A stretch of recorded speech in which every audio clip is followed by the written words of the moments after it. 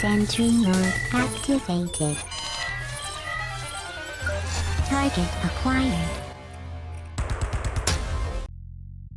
Hey there hunters, and welcome back to the Gunners Guild. Obviously we're going to be talking about the 3.0 update and where bows are standing right now, all that stuff, so let's just dive into the bows really quick.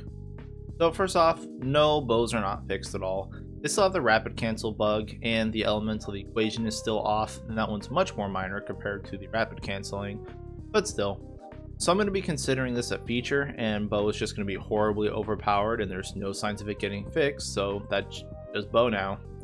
So I'm still not going to be playing bow for the time being.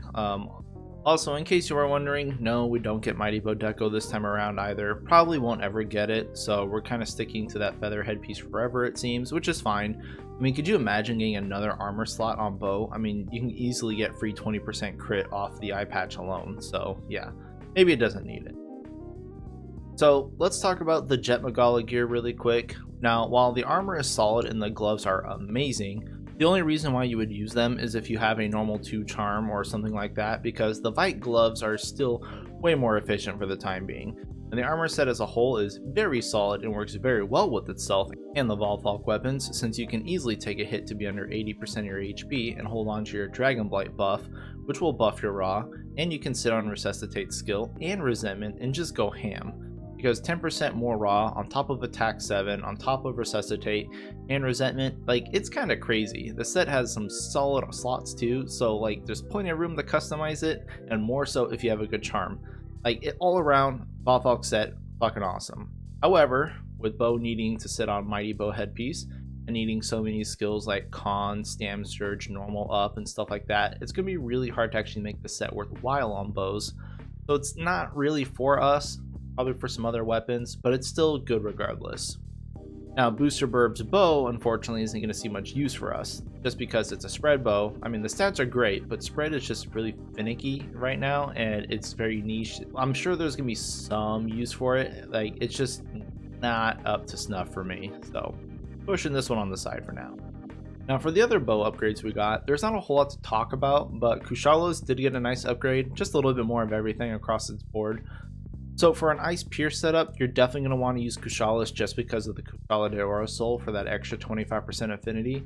Now the rest of the bows are pretty much going to be Rampage bows. The Rampage weapons got a decent upgrade. We got a flat 10 more raw across the board, and we also got a new rank of attack augment, so we're pretty much always going to be taking that over the 5 element. Now Rampage also got a new shot pattern to choose from, which is kind of weird because they're like, you know, spread on charge 3, and then you have like Pierce on charge 4 that doesn't require Mighty Bow, or Rapid on charge 4 that does.